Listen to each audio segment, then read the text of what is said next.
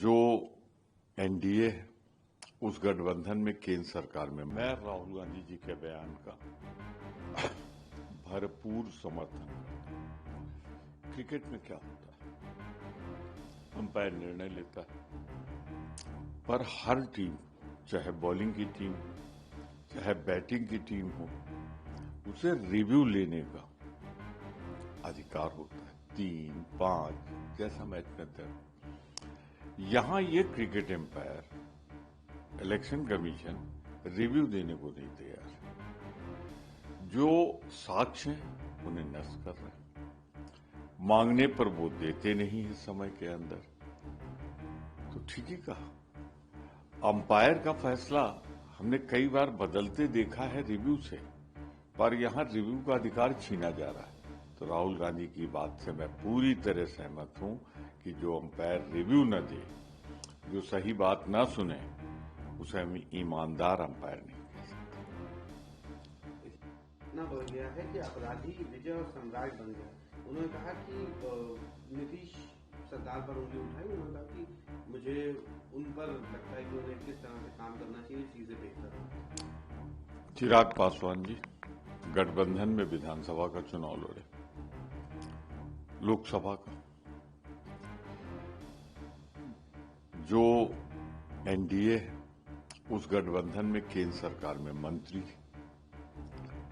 और अब वो कह रहे हैं कि बिहार के अपराध पर चीख रहे हैं, चिल्ला रहे हैं, आलोचना कर रहे हैं, जैसे उनके सब्र का बांध टूट गया है। पर वो कह रहे हैं हमारी मजबूरी कि हमको इनको सरकार को ढूंढना भी पड़ रहा है। तो चिराग जी कुर्सी का मोह त्यागी है।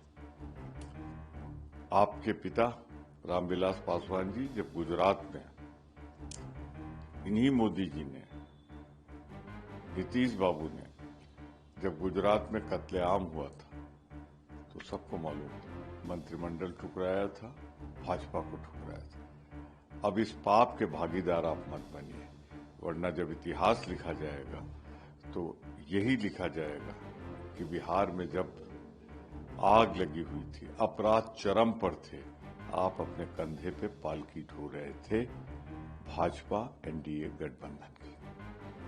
आखिरी सवाल रहेगा सर, जिस तरह से ऑपरेशन सिंदूर हुआ, इसको लेकर एनसीईआरटी जल्दी ऑपरेशन सिंदूर पर एक मॉड्यूल पेश करेगा। 2 मॉड्यूल तैयार किए जा रहे हैं, पहला कक्षा 3 से 8 तक और दूसरा 9 से 12 तक। 8 से 10 पृष्ठों का ये मॉड्यूल होगा, जिसमें सशस्त्र बलों की उपलब्धियों का वर्णन किया जाएगा। इसका उद्देश्य है छात्रों को पाकिस्तान की, भारत की सेना का पराक्रम, शौर्य प्रशंसनीय, मैं उसकी सराहना करता हूं।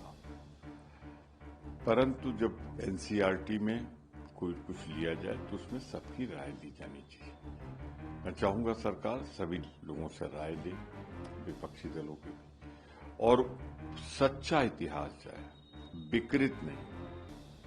उसमें उन चीजों का भी उल्लेख होना चाहिए जो हमारे सेना अध्यक्ष सिंगापुर में बोल के आए, तीनों सेनाओं के अध्यक्ष। उसमें मिलिट्री अटैची ने जो कहा है उसका भी उल्लेख होना चाहिए। और ये बात भी होनी चाहिए कि जब ऑपरेशन सिंदूर में भारत की सेना कश्मीर को, जो पाक अधिकृत है, आजाद कराने के लिए बढ़ रही थी, तो क्या अमेरिका के राष्ट्रपति बोल रहे हैं कि उन्होंने व्यापार का लालच देकर